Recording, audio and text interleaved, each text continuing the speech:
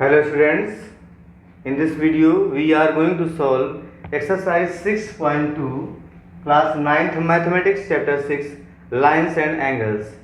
Exercise 6.2. तो इसमें question number 1 and 2 and before this exercise examples 1, 2, 3 इसको अपने आप से कर लेना है आप लोगों को. Question number 1, 2 of this exercise and example 1, 2, 3. So we are going to solve from the question number 3. Question number 3 is in figure AB parallel CD. AB parallel CD. AB और CD parallel given है. AB parallel CD and EF perpendicular to CD. EF perpendicular to CD means यहाँ पे 90 बन रहा है और इधर भी 90 ही बनेगा overall. And also given angle GED 126 degree. GED G E and D ये यहाँ से यहाँ जो एंगल बन रहा है GED ये पूरा कितना है 126 है यहाँ से यहाँ तक. तो फाइंड करना है, find angle AGE. Angle A देखिए A पॉइंट यहाँ पर है, दिस पॉइंट इज AGE. ये एंगल फाइंड करना है. मैं इसको लिमिट करता हूँ एंगल 1. सपोज कर लो क्या बन गया, ये एंगल 1 बन गया. एंड GEF ये वाला एंगल फाइंड करना है. सपोज कर लो एंगल 2 है, this is angle 2. And FGE यहां भी फाइंड करना है, दिस इज एंगल 3. लेट तो क्या फाइंड करना है, एंगल 1, एंगल 2 एंड एंगल 3. ये एंगल 2 है कितना, और यहां से यहां तक ये गिवन है 126. ये वैल्यू 126 है. Now solve it. Look here, angle 1 and angle AGE देखिए यहां से यहां तक फिल करें. देखिए AB पैरेलल CD और GE ट्रांसवर्सल है.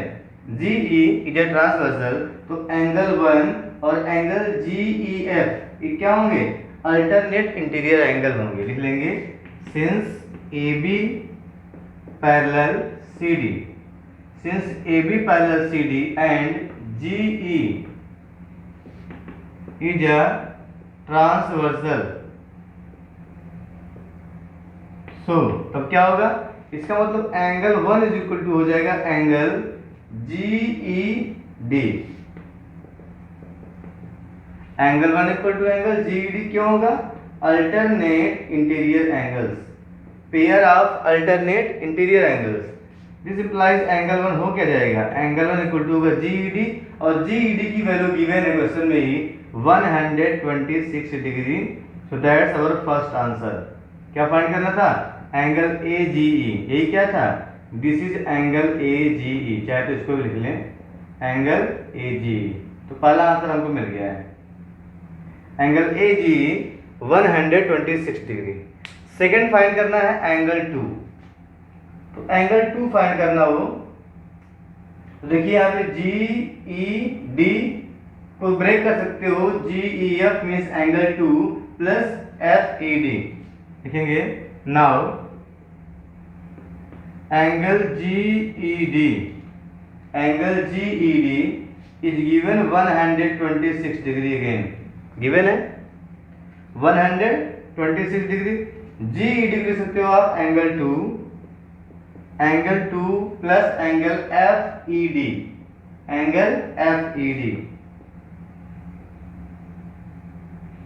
FED क्या है, 90 होगा 126 degree. But angle FED is equal to 90 degree. 90 कैसे हो गया, FED परपेंडिकुलर है.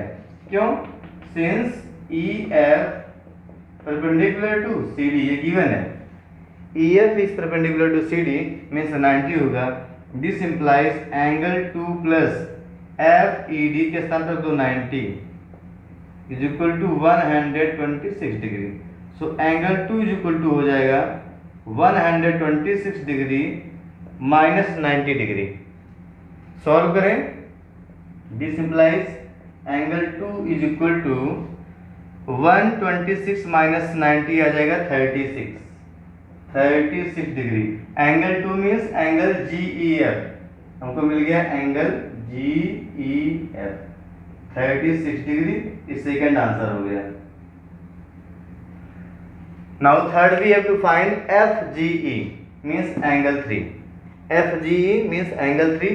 देखिए यहीं से लीनियर पेयर बन जाएगा। 1 and 3 है linear pair because AB is a line, तो 1 and 3 क्या होंगे? Form a linear pair. यहां से एंगल 3 की वैल्यू आ जाएगी। Now look here, since angle 1 plus angle 3 is equal to 180 degree linear pair of angles, तो एंगल 1 की वैल्यू हमको पता है 126। This implies 126 degree plus angle 3 is equal to 180 degree. तो एंगल 3 फाइंड करना है। 126 को राइट साइड ट्रांसपोज करेंगे, माइनस कर देंगे। 180 माइनस 120 होता है 60, उसमें 6 और माइनस करो तो मिल जाएगा 54। Angle 3 means FGE, angle FGE, hence our 3 answers. ये थर्ड आंसर है, नोट कर लें। Now question number 4 is in given figure PQ parallel ST, PQ this is PQ, तो PQ parallel ST given है, ये पैरेलल है आपस में। PQ parallel ST given and angle PQR 110 degree, angle RST 130 degree. Find QRS. We have to find angle QRS, this angle, ये angle find करना है। Okay तो यहाँ पे कॉन्सेप्ट वही यूज करेंगे, parallel line and a transversal. तो यहाँ पे पैरेलल ये दोनों तो है, इसको एक्सटेंड कर दें, अगर इसको ऐसे आगे बढ़ा दें तब भी इसकी पैरेलल लाइन हो जाएगी। 130 से यहाँ पे एंगल आएगा, ये एंगल आ जाएगा। या आप यहाँ से पैरेलल खींच सकते हैं, या ट्रायंगल बना के भी निकाल सकते हैं। अभी ट्रायंगल का क्वेश्चन आप किए नहीं, थ्योरम किए नहीं है, इसलिए उसको नहीं यूज करूंगा मैं। यहाँ पे क्या करें, यहां से पैरेलल लाइन ड्रा कर दें, यहां से ड्रा कर दें पैरेलल लाइन, इसके पैरेलल किसी भी एक के पैरेलल क्या करेंगे, ड्रा। ये कंस्ट्रक्शन है, ड्रा फर्स्ट ऑफ L है, draw line L parallel to PQ। PQ के पैरेलल मैंने यहाँ पे L ड्रा कर दिया है। अगर ये इसके पैरेलल ड्रा किया है और आपको गिवन है but PQ parallel ST also, PQ parallel ST है, मैंने ड्रा किया है PQ parallel L and also given PQ parallel ST। अगर दोनों मैच कर लें means this 3 lines are parallel to each other. इसका मतलब जो है L ST के पैरेलल भी होगा, L पैरेलल टू ST। ये गिवन है, ये हम लोगों ने कंस्ट्रक्शन किया है, ये भी होगा। 3 थिंग्स मीन्स अब यहाँ पे पैरेलल लाइन और ट्रांसवर्सल का कॉन्सेप्ट यहाँ पे अप्लाई कर सकते हैं। ये एंगल फाइंड करना, मैं इसको नंबर 1 बोल दे रहा हूँ, ये एंगल 2 हो गया, ये एंगल 3 हो गया। ओके नाउ लुक हियर, देखिए फर्स्ट ऑफ ऑल यहाँ पे क्या पैरेलल है, since PQ parallel L, since PQ parallel L, इसका मतलब क्या हो जाएगा, इसका मतलब हो जाएगा angle 2 plus 110, angle 2 plus 110 degree is equal to 180 degree. ये कैसे हो गया, देखिए पैरेलल है और ये ट्रांसवर्सल है। ट्रांसवर्सल के एक साइड में 2 एंगल है को इंटीरियर एंगल्स और इनका सम होता है 180 डिग्री। क्या है, को इंटीरियर एंगल्स, तो दोनों सप्लीमेंट्री होते हैं, सम 180 होता है। तो this implies angle 2 is equal to 180 minus 110 हो जाएगा 70 डिग्री। एंगल 2 फाइंड कर लिए हैं 70 डिग्री। ऐसे ही एंगल 3 फाइंड करेंगे और इन तीनों का सम क्या हो जाएगा 180, वहां से एंगल 1 आएगा। सिमिलरली लिखेंगे again ST parallel L, again ST parallel L, इसका मतलब हो जाएगा so angle 3 plus 130 degree is equal to 180 degree. Angle 3 plus 130 is equal to 180, क्या हुआ, same result, co-interior angles. This implies angle 3 is equal to minus करेंगे 180 minus 130 तो मिल जाएगा 50 degree. Now angle 1 plus angle 2 plus angle 3 is equal to 180 degree. 1 plus 2 plus 3 is equal to 180 degree. क्या होता है? Linear sum of angles. Linear sum of angles या line के एक साइड पे एक ही पॉइंट पे जितने भी एंगल बनाएंगे उनका सम होता है 180 डिग्री। अब यहाँ पे we have already angle 2 and angle 3। Angle 2 और एंगल 3 की वैल्यू यहाँ पे रख देते हैं। Angle 1 plus 70 plus 50 is equal to 180 degree. 1 plus 70 plus 50 equal to 180 degree. आगे सॉल्व कर लें तो सॉल्व करने पे क्या मिल जाएगा? ये एंगल 1 इज इक्वल टू हो जाएगा 180 डिग्री। दोनों ऐड करेंगे सब्ट्रैक्ट करेंगे। 70 प्लस 50 होता है 120 degree. So angle 1 is equal to 60 degree. और एंगल 1 क्या था? QRS is equal to angle QRS। तो ये फाइनल रिक्वायर्ड एंगल था। Answer QRS is equal to 60 degree. Now question number 5 is in figure AB parallel CD. AB parallel CD. These two lines are parallel. And angle APQ is equal to 50 degree. APQ shown here 50 degree and PRD 127 degree. PRD 127 degree. Then find X and Y. X and Y we have to find out. Look here, since AB parallel CD and PQ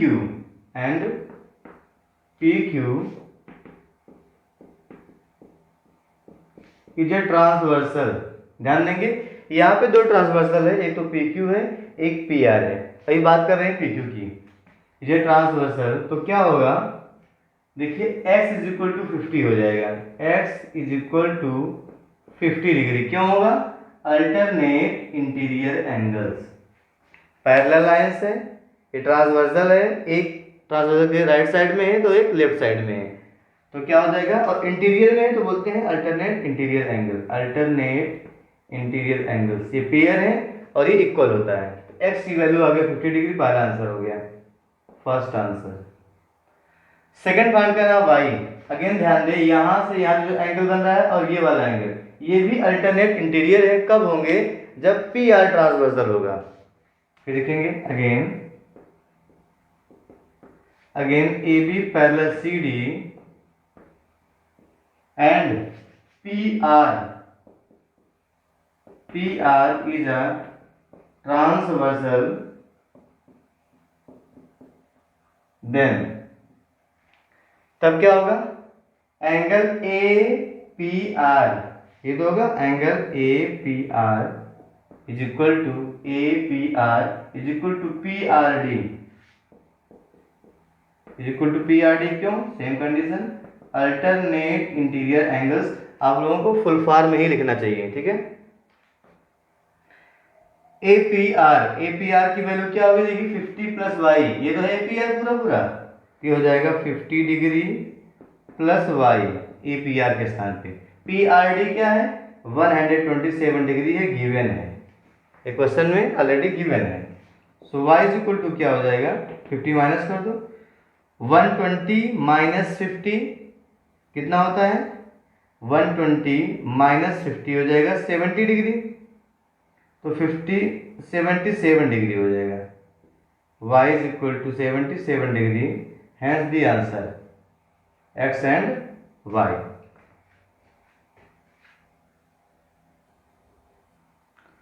Now question number 6 is in figure, see the figure, PQ and RS, so here PQ and RS are two mirrors placed parallel to each other. ये है mirrors, और कैसे mirror है? Plane mirrors. Figure से दिख रहा है। These are PQ and RS are two plane mirrors which are placed facing each other and parallel. इसका मतलब यहाँ पे लाइनिंग की गई, इसका मतलब कोटिंग है, सिल्वर कोटिंग, जिससे कि रिफ्लेक्शन अच्छा हो लाइट का। इस पे लाइट पड़ेगी तो रिफ्लेक्ट होगा, इधर भी क्या होगा, रिफ्लेक्ट होगा। तो रिफ्लेक्शन के लिए कोटिंग की जाती है प्लेन मिरर के एक साइड, जिससे हम लोग अपना फेस देखते हैं, ठीक है, वो प्लेन मिरर होता है, वही यहाँ पे रखा है, इधर इधर facing to each other. And also given and incident ray AB। तो ये प्लेन मिरर रखा है PQ, इस पे एक रे आती है, incident ray AB strikes the mirror PQ। Incident ray क्या है, AB, यहाँ पे देखिए एरो बना हुआ है, strikes the mirror PQ at point B, ठीक है, at point B। The reflected ray moves along. जब यहाँ पे ये स्ट्राइक की तो यहाँ से रिफ्लेक्ट हुई, reflected ray moves along the path BC, along the path BC। देखिए इधर से रिफ्लेक्ट होकर मूव कर गई, फिर यहाँ पे टकराएगी, फिर क्या लिखा गया, and strikes the mirror RS। यहां से रे आई, PQ को स्ट्राइक किया एट पॉइंट B, फिर B से फिर क्या हुआ, रिफ्लेक्ट हुई और RS मिरर पर स्ट्राइक कर रही है पॉइंट C पर, at point C, and again reflects back along CD। इसके बाद फिर रिफ्लेक्ट हो जाती है along the line CD, reflects back. Then prove that AB parallel CD, ये मेन हमारा मोटो है, AB पैरेलल CD प्रूव करना है। अब यहाँ पे आपको दिख रहा होगा ये रिफ्लेक्शन ऑफ लाइट है, reflection of light in the case of plane mirror. अगर प्लेन मिरर हो तो रिफ्लेक्शन ऑफ लाइट कैसे होता है, तो ये फिजिक्स में है, या तो आप लोग पढ़ लिए होंगे या आगे पढ़ने वाले होंगे। अगर ये प्लेन मिरर हो, ठीक है, अगर यहाँ पे स्ट्राइक कर रहा है कोई रे, इसे बोलते हैं इंसिडेंट रे, जो आगे टकराता है उसे बोलते हैं इंसिडेंट रे। फिर यहाँ से रिफ्लेक्ट हो जाता है ऐसे, इसे बोलेंगे इंसिडेंट रे, इसे बोलेंगे रिफ्लेक्टेड रे। तो मैं यहाँ पे लिख दे रहा हूं incident, incident ray and reflected रे, एंड रिफ्लेक्टेड रे, ठीक है। ये पॉइंट समझ कर लो, भी ये मिरर था MN। अभी मैं क्वेश्चन की बात नहीं कर रहा हूं, तो समझाने का प्रयास कर रहा हूं। तो जो होता है इंसिडेंट रे और रिफ्लेक्टेड रे, यहाँ पे होता है कुछ लॉ होते हैं, लॉज ऑफ रिफ्लेक्शन जिसे बोलते हैं, लॉज ऑफ रिफ्लेक्शन, उसका यहाँ पे यूज होगा, laws of reflection of light, ठीक है, laws of reflection of light. यहाँ पे लाइट का ही एक रे लिया गया है, तो क्या लिखा मैंने, laws of reflection of light. ये आपको पता होना चाहिए क्या होता है। अगर कोई इंसिडेंट रे स्ट्राइक करती है इस पॉइंट पर, तो यहां से रिफ्लेक्ट होगी, तो यहाँ पे जो रे मिल रहा है आपको, इंसिडेंट रे, रिफ्लेक्टेड रे, जो पॉइंट ऑफ कांटेक्ट, जहां पर रे कांटेक्ट में आई है, ठीक है, यहाँ पे ड्रा कर दे परपेंडिकुलर, जिस पॉइंट पे स्ट्राइक की है इंसिडेंट रे, अगर वहां पे परपेंडिकुलर ड्रा कर दे तो इसको बोलते हैं नॉर्मल। नॉर्मल का मतलब भी परपेंडिकुलर ही होता है, तो इस लाइन को बोलेंगे नॉर्मल। तो क्या होता है, लॉ फर्स्ट होता है, फर्स्ट लॉ क्या होता है, रिफ्लेक्शन ऑफ लाइट का फर्स्ट लॉ ये होता है, इंसिडेंट रे, देखिए incident ray, normal and reflected ray are in the same plane. Incident ray, normal और रिफ्लेक्टेड रे हमेशा एक प्लेन पर होते हैं, जैसे ये व्हाइट बोर्ड पर है, एक ही प्लेन पर तीनों लाइन ये होगी। नॉर्मल क्या होता है, जहां पे कांटेक्ट में आया है ये रे, स्ट्राइक किया जिस पॉइंट पर, तो उसी पर ड्रा कर दो, परपेंडिकुलर बोलते हैं उसको नॉर्मल। मीन्स ये तीनों रे क्या होती हैं, एक प्लेन पर होती हैं। फर्स्ट होता है रूल ये, इसका हमें कोई विशेष यहाँ पे यूज नहीं करना है, क्योंकि यहाँ पे प्लेन पे दिखाया गया है फिगर में। सेकंड का यूज करना है, सेकंड का ये होता है, angle of incident is equal to होता है angle of reflection. Angle of incident होता क्या है, angle made by incident ray, angle made by incident ray and normal. Means यहाँ पे जो एंगल बन रहा है इसी को बोलते हैं एंगल ऑफ इंसिडेंट, शो करते हैं आई से, angle of incident, and angle of reflection से बोलते हैं r. I for incident, r for reflection. तो angle of incident is equal to होता है angle of reflection, means i is equal to r होता है। ध्यान दें, एंगल यहां से नहीं बनेगा, एंगल यहां बनेगा नॉर्मल के थ्रू। नॉर्मल से इंसिडेंट रे जो एंगल बनाता है उसे बोलते हैं एंगल ऑफ इंसिडेंट, से आई शो करते हैं। एंड नॉर्मल और रिफ्लेक्टेड रे जो एंगल बनाता है उसे बोलते हैं एंगल ऑफ रिफ्लेक्शन, और आर से शो करते हैं। मीन्स ये आई इज इक्वल टू आर होता है। यही कॉन्सेप्ट यहाँ पे यूज करना है। बात समझ में आई? जो पॉइंट ऑफ ये रिफ्लेक्शन है, पॉइंट ऑफ रिफ्लेक्शन, जहां से ये रिफ्लेक्ट हुई है रे, इसे क्या बोलते हैं? Point of reflection. तो जहां से रे रिफ्लेक्ट हो जा रही है, ये पॉइंट ऑफ इंसिडेंट, जहां पे पॉइंट गिर रहा है यहाँ पे ड्रा करेंगे परपेंडिकुलर और नॉर्मल बन जाएगा, और उसके हेल्प से दिखाएंगे i is equal to r. Means यहाँ नंबरिंग कर लेंगे, angle 1 equal to angle 2। Same case नीचे भी होगा, नीचे भी रिफ्लेक्शन हो रहा है। ध्यान दें, अगर यहाँ पे इंसिडेंट रे है तो ये क्या है? रिफ्लेक्टेड रे है।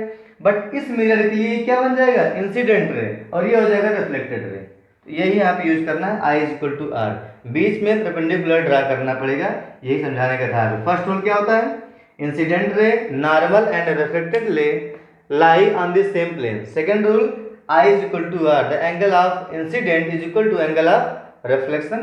सेकंड का हम लोग यूज करने वाले हैं, इसको नोट कर लें। So let us solve the question. क्या करने वाले हैं? पहले draw NB. Draw NB perpendicular to PQ. या मैं N बोल दे रहा हूं। मैंने यहाँ पे NB ड्रा किया जो कि PQ पे क्या है? परपेंडिकुलर है। Draw NB perpendicular to PQ, and similarly draw TC. TC ये पॉइंट T है, perpendicular to RS। क्यों ड्रा किया? हमको यहाँ पे नॉर्मल ड्रा करना था, ठीक है। लिखेंगे these are normals, these are normals in the case of reflection, in the case of reflection of light। अगर लाइट का रिफ्लेक्शन हो रहा है तो इसे बोलेंगे नॉर्मल्स है ये, ठीक है। ये हो गया। अब क्या करना, अगर नॉर्मल्स हैं तो फर्स्ट ऑफ ऑल मैं अगर नंबरिंग कर रहा हूँ, इसको मैं एंगल 1 बोल दूं और इसको एंगल 2 बोल दूं। ओके, बात समझ में आई? तो क्या होगा? Angle 1 is equal to angle 2 होगा। ऐसे ही अगर यहाँ पे मैं एंगल 3 इसकी नेमिंग कर दूं और इसकी 4, तो क्या होगा? Angle 3 is equal to angle 4 होगा। इसको नोट कर लें। तो नोट कर लेंगे, we know that angle of incidence is equal to angle of reflection. कैसे होता है? ये लॉ ऑफ रिफ्लेक्शन है। तो क्या हो जाएगा? So angle 1 is equal to angle 2 होगा। Angle 1 is equal to angle 2। अगर ये पॉइंट भी पॉइंट ऑफ रिफ्लेक्शन है तो देखिए यहाँ पे एंगल 1 एंगल 2 क्या है? ये एंगल ऑफ इंसिडेंस, ये एंगल ऑफ रिफ्लेक्शन है, दोनों इक्वल होगा। यही सेम केस यहाँ पे होगा। अब इधर से लाइन आ रही है तो क्या होगी? ये बन जाएगा एंगल ऑफ इंसिडेंट, ये क्या होगा? Angle of reflection. ऐसे क्या हो जाएगा? And angle 3 is equal to angle 4 हो जाएगा। अगर दोनों इक्वल है, मैं इसको सपोज कर ले रहा हूँ x डिग्री और इसको y डिग्री, लिख देंगे लेट। सपोज कर लिए दोनों इक्वल थे तो, ठीक है। इसको मैंने क्या बोल दिया? इसको मैंने बोल दिया x, और ये भी x है, इक्वल है। तो इसको मैंने y बोला तो ये भी क्या हो जाएगा? y degree.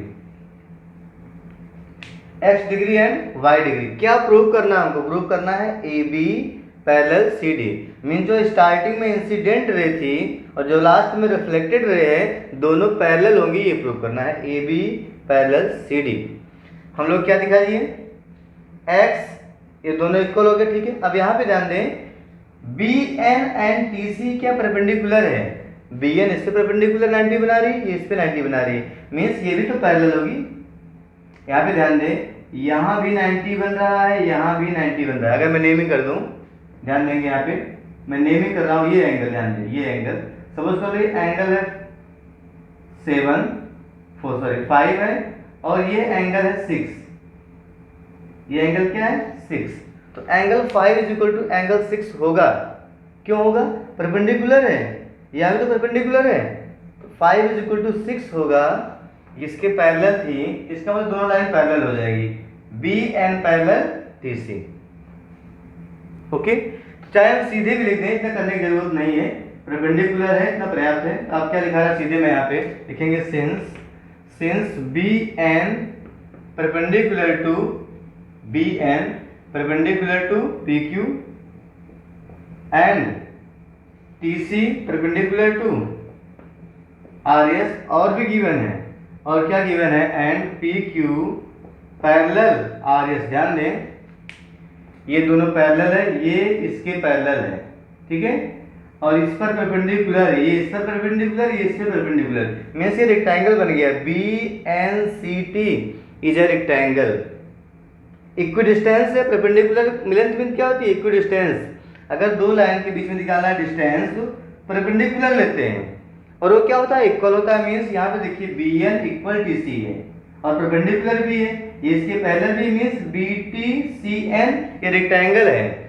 मतलब क्या मिलेगा यहाँ पे, मींस ये दोनों एंगल इक्वल है। इसका मतलब क्या हो गया, एंगल पूरा यहाँ पे इक्वल होंगे, दोनों इक्वल। तो पी की पैरेलल आर एस हो गया। दिस इंप्लाइज, ये हो जाएगा बी एन भी पैरेलल टी सी होगा। This implies B N parallel T C. Rectangle हो गया तो B N parallel T C simply आप लिख सकते हैं, चाहे आप इतना भी लेके सीधे लिख सकते हैं यहाँ पे B N parallel T C. अब इसका क्या फायदा होगा, अगर B N parallel T C है इसका मतलब angle 2 is equal to angle 3 होगा।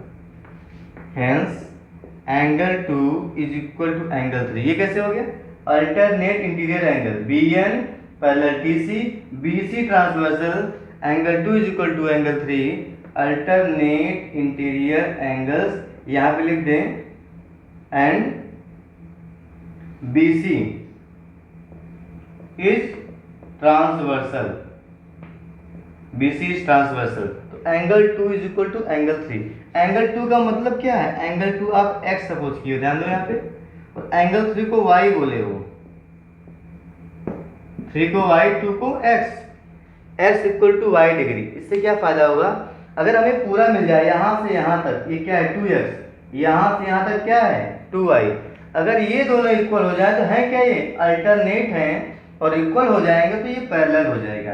हम क्या करने वाले, हमें क्या चाहिए, x plus x 2x, y plus y 2y, तो मैं 2 से मल्टीप्लाई कर दे रहा हूँ, multiplying by 2 to the both sides, क्या मिल जाएगा, 2x degree is equal to 2y degree, 2x degree is equal to 2y degree. अब इसका क्या मतलब होगा, ऊपर लिख रहा हूँ 2x का मतलब यहाँ से यहाँ तक, means angle A B C. This implies angle A B C is equal to angle 2y का मतलब हो गया यहाँ से लेकर के यहाँ तक, means B C D, angle B C D. ध्यान दीजिए A B C is equal to B C D, and these form